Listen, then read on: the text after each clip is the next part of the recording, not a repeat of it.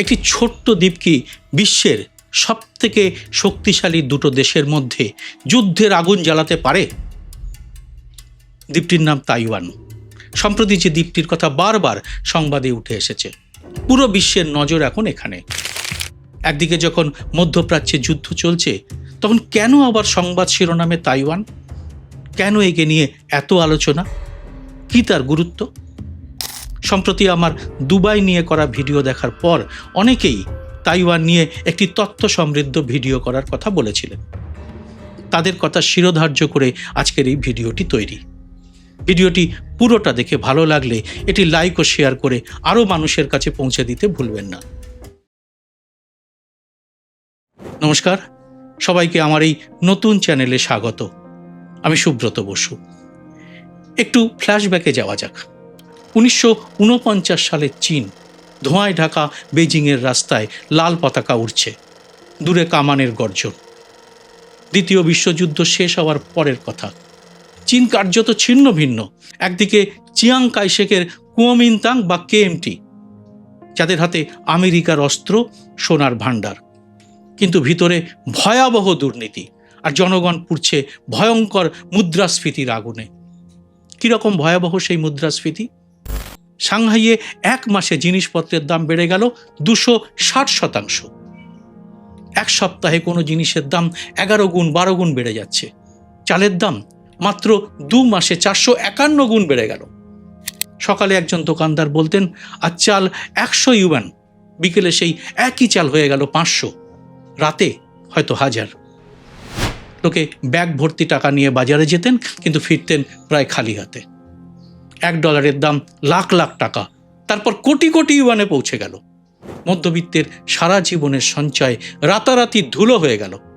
চাকরি করেও খাবার জুটত না সাধারণ মানুষের। এই অবস্থায় উঠে এলো মাও সেতুংয়ের কমিউনিস্ট পার্টি। কৃষকদের মধ্যে লুকিয়ে তাঁদের কর্মীরা লাল তারা আঁকা পতাকা নিয়ে বলতে লাগলেন জমি কৃষকের আর দেশটা চীনের জনগণের। শুরু হলো লড়াই। 1948-49 শীতে 3টি বড় যুদ্ধে কুওমিন্তাংয়ের সেনাবাহিনী একেবারে ভেঙে পড়ল। হুয়াংহাই অভিযানে লক্ষ লক্ষ সেনা বন্দী হলেন। মাঞ্চুরিয়া হারিয়ে গেল। নানজিংয়ের প্রাসাদে চিয়াং কাইশেক একা বসে দেখলেন চীনের মানচিত্রের লাল রং দ্রুত ছড়িয়ে পড়ছে। তারপর সেই ঐতিহাসিক রাত 10ই ডিসেম্বর 1949। চিয়াং কাইশেকের প্রাইভেট জেট মে লিং বেজিংয়ের রানওয়ে থেকে উড়ে গেল, সঙ্গে স্ত্রী সং মেলিং আর কয়েকজন বিশ্বস্ত জেনারেল, আর 2টি বিমান ভর্তি সোনা এবং নানা রকম অ্যান্টিক মূল্যবান শিল্পকর্ম। পরদিন সকালে তাইওয়ানের তাইপেই বিমানবন্দরে নামলেন চিয়াং কাইশেক। সমুদ্রের একধারে জন্ম নিল লাল চীন, গণপ্রজাতন্ত্রী চীন, আর এপারে দেশ থেকে পালিয়ে আসা চিয়াং কাইশেক তাইপেইকে নতুন রাজধানী ঘোষণা করলেন। বললেন একদিন আমরা ফিরব। সেই প্রতিজ্ঞা আজও তাইওয়ানের বাতাসে ভাসে, কিন্তু ফেরা হয়নি। একটা দেশ দুভাগ হয়ে গেল এক রাতে। একদিকে গণপ্রজাতন্ত্রী কমিউনিস্ট চীন, যার রাজধানী বেইজিং, অন্যটি তাইওয়ান, যার রাজধানী তাইপেই। ছোট্ট কিন্তু পৃথক। চীনের পিপলস রিপাবলিক বা পিআরসি তখন থেকেই বলে আসছে চীন একটাই, তাইওয়ান তার অবিচ্ছেদ্য অংশ। কিন্তু ইতিহাস তো এতটা সরল নয়। দ্বিতীয় বিশ্বযুদ্ধের পর আমেরিকা কেএমটিকে সমর্থন করেছিল। 1954-55 এবং 1958 সালে তাইওয়ানে 2টো বিপদ হয়। চীন কিনমেন এবং মাৎসু দ্বীপে গোলাবর্ষণ করে। ওই সময় আমেরিকাও পাল্টা নিউক্লিয়ার হামলার পরিকল্পনা করেছিল। 1995-96 সালে হয় তৃতীয় ক্রাইসিস। ওই সময় তাইওয়ানের প্রেসিডেন্ট লি তেং হুই আমেরিকা সফর করায় চীন প্রচণ্ড ক্ষেপে যায়। বর্তমানে আবার সেই উত্তেজনার নতুন অধ্যায় শুরু হয়েছে। গত কয়েক বছরে পরিস্থিতি বদলেছে দ্রুত। চীন কি এখন তাইওয়ানের দখল নিতে চাইছে? খবর বলছে প্রায় প্রতিদিনই চীনা যুদ্ধবিমান তাইওয়ানের আকাশ সীমায় ঢুকছে। সামরিক মহড়াও চলছে তাইওয়ানের প্রণালীতে, যাকে সামরিক ভাষায় বলে ব্লকেট সিমুলেশন, অর্থাৎ কিভাবে দ্বীপটিকে ঘিরে ফেলা যায় তার মহড়া। অনেক বিশ্লেষক বলছেন এটা শুধু মহড়াই নয়, তাইওয়ানকে ঘিরে ফেলার প্রস্তুতিই নেওয়া হচ্ছে। তাইওয়ানের চিরকালের ভরসা কিন্তু আমেরিকা। কিন্তু এখন ইরান যুদ্ধে টালমাটাল অবস্থায় থাকা আমেরিকা কি পারবে তাকে রক্ষা করতে? তবে তাইওয়ানও চুপ করে বসে নেই। সেখানে তরুণদের বাধ্যতামূলক সামরিক প্রশিক্ষণ বাড়ানো হয়েছে, নতুন অস্ত্র কেনা হচ্ছে, সাধারণ মানুষকেও সিভিল ডিফেন্স শেখানো হচ্ছে। সেখানেও যুদ্ধের প্রস্তুতি চলছে। তবে তাইওয়ানের জনসংখ্যা কত? মাত্র 2.25 কোটি, আর চীনের 141 কোটি। তফাৎটা বুঝতেই পারছেন। তাইওয়ানের কাহিনীর সব থেকে রহস্যময় চরিত্রটিকে জানেন? সেটি হচ্ছে আমেরিকা। কেন রহস্যময়? আমেরিকা কখনোই সরাসরি বলে না আমি তাইওয়ানকে রক্ষা করব, কিন্তু তারা অস্ত্র দিচ্ছে, যুদ্ধজাহাজ পাঠাচ্ছে, আর মুখে বলছে শান্তি চাই। এই নীতিকে সামরিক ভাষায় বলে স্ট্র্যাটেজিক অ্যাম্বিগুইটি, অর্থাৎ আপনি সবটা বুঝবেন কিন্তু আমি মুখে কিছু বলবো না। কেন এই নীতি নিয়েছে আমেরিকা? এর কারণ স্পষ্ট করে বলে দিলে যুদ্ধ শুরু হয়ে যেতে পারে, না বললে ভয়টা অন্তত থাকবে। কিন্তু আমেরিকা তো বিনা স্বার্থে কোনো কাজ করে না। এখানে তাদের স্বার্থটা ঠিক কি সে কথায় পরে আসছি। তার আগে বলি অন্য কয়েকটি দেশ এ বিষয়ে কি অবস্থান নিয়েছে তার একটি সংক্ষিপ্ত বিবরণ, আর ভারতের অবস্থানটা ঠিক কী রকম। চীনের থিঙ্ক ট্যাঙ্ক বলছে 2026 সালে তাইওয়ান টেনশন তাদের টপ জিওপলিটিক্যাল রিস্ক, কারণ ট্রাম্প প্রশাসন তাইওয়ানকে প্রচুর অস্ত্র দিচ্ছে। 2026 সালে জি সামিট পিছিয়ে গেছে, তাইওয়ান ইস্যুই তার মধ্যে একটা অন্যতম কারণ। যদিও আমেরিকার ইন্টেলিজেন্স 2026-এর রিপোর্টে বলছে চীন সামরিক শক্তি ছাড়াই এখন তাইওয়ান এবং চীনের পুনর্মিলন চায়, আর জাপান, অস্ট্রেলিয়া, ফিলিপাইন সবাই তাইওয়ান স্টেটকে ইন্দো প্যাসিফিক স্টেবিলিটির একটি অংশ বলছে। আর এই ব্যাপারে ভারতের দৃষ্টিভঙ্গি কি? ভারত চীনের সঙ্গে বর্ডার টেনশনের কারণে তাইওয়ানের সঙ্গে সম্পর্ক বাড়াচ্ছে। তাইওয়ান সমস্যা তাই ভারতের জন্যও স্ট্র্যাটেজিক। এবার আসবো আমেরিকার স্বার্থের কথায়, আর এটা থেকেই আপনি বুঝতে পারবেন তাইওয়ানের মতো ছোট্ট দ্বীপ কেন এতটা গুরুত্বপূর্ণ। এর উত্তরটা কিন্তু রয়েছে আপনার হাতে, আপনার ল্যাপটপে বা আপনার গাড়িতে। কীরকম? আপনার ফোনে, আপনার ল্যাপটপে বা আপনার গাড়িতে যে মাইক্রোচিপ আছে তার বড় অংশই তৈরি হয় তাইওয়ানে।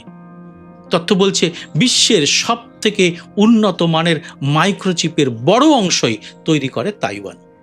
বর্তমান বিশ্বের এআই, সামরিক প্রযুক্তি, মহাকাশ গবেষণা সব কিছুই নির্ভর করে এই চিপের উপর। আর এটাকেই বলা হয় তাইওয়ানের সিলিকন শিল্ড। হিসেব বলছে তাইওয়ান সেমিকন্ডাক্টর ম্যানুফ্যাকচারিং কোম্পানি বা টিএসএমসি বিশ্বের 72% ফাউন্ড্রি মার্কেট নিয়ন্ত্রণ করে। অ্যাপেল, নাভিডিয়া সবাই এর উপর নির্ভরশীল, মানে আমেরিকাই এর মূল ক্রেতা। আর এই চিপের ব্যবসা কি পরিমাণে বাড়ছে তার একটা হিসেব দিই। 2026 সালে টিএসএমসির রেভিনিউ গ্রোথ এই ইন্ডাস্ট্রির দ্বিগুণ হবে বলে সংস্থার সিইও বলেছেন। আরও আছে, 2026 সালে America Taiwan trade delay TSMC আমেরিকায় $250 বিলিয়ন বিনিয়োগ করতে চলেছে। আমেরিকায় তারা নতুন ফ্যাব্রিকেশন প্ল্যান্ট, অ্যাডভান্সড প্যাকেজিং চালু করবে। তাইওয়ান বলছে তারা ডেমোক্রেটিক হাইটেক সাপ্লাই চেইন তৈরি করবে। আমেরিকার এটা বড় দরকার। আর উল্টো দিকে এটা চীনের কাছে বড় হুমকি, কারণ চীন প্রযুক্তিতে আকাশছোঁয়া উন্নতি করলেও চিপ তৈরিতেও এখনও তাইওয়ানের থেকে অনেকটা পিছিয়ে আছে। চীন তাইওয়ান আক্রমণ করলে বিশ্বের তথা আমেরিকার চিপ সাপ্লাই চেন ধ্বংস হবে। তাই যদি তাইওয়ান চীনের হাতে যায় তবে তা চীনের পক্ষে যেমন লাভ, আমেরিকার কাছে ততটাই ক্ষতি। তবে আরও কারণ আছে, সেটা হলো তাইওয়ান শুধু প্রযুক্তির কেন্দ্রই নয়, এটি একটি বাণিজ্যের কেন্দ্র। বিশ্বের সবচেয়ে ব্যস্ত শিপিং রুটগুলোর একটি এখানে।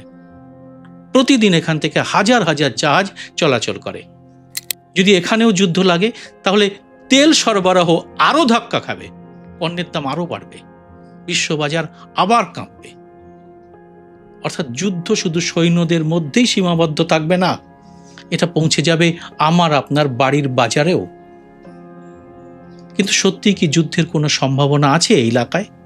বিশেষজ্ঞরা মোট 3টি সম্ভাবনার কথা বলছেন। এক, পূর্ণাঙ্গ আক্রমণ, যেখানে চীন সরাসরি সৈন্য পাঠাবে, কিন্তু এটা খুবই ঝুঁকিপূর্ণ, কারণ সমুদ্র পাড়ি দিয়ে যুদ্ধ করা সহজ নয়। ইরানে যেটা করতে গিয়ে এখন হিমশিম খাচ্ছেন ট্রাম্প। 2, নৌ অবরোধ, মানে তাইওয়ানকে যুদ্ধ জাহাজ দিয়ে ঘিরে ফেলা, খাদ্য, জ্বালানি সব কিছু বন্ধ করে দেওয়া। আর 3, সাইবার যুদ্ধ, বিদ্যুৎ, ইন্টারনেট, ব্যাংক সব অচল করে দেওয়া।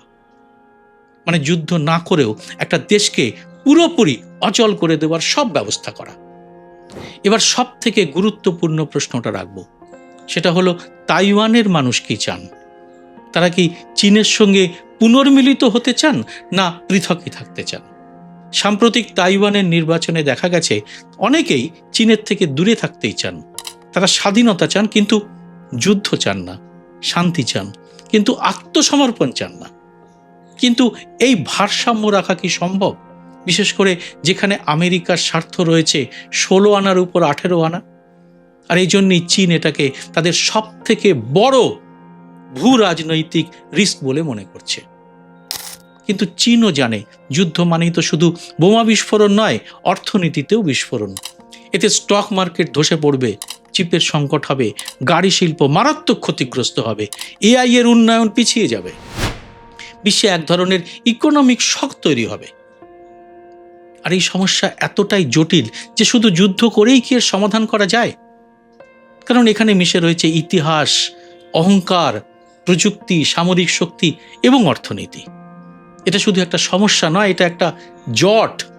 তাই কোন পথে যাবে এই সমস্যা তা কার্যত বলা একেবারে অসম্ভব, কারণ এই বিশ্বে এখন আর কেউ কাউকে বিশ্বাস করেন না।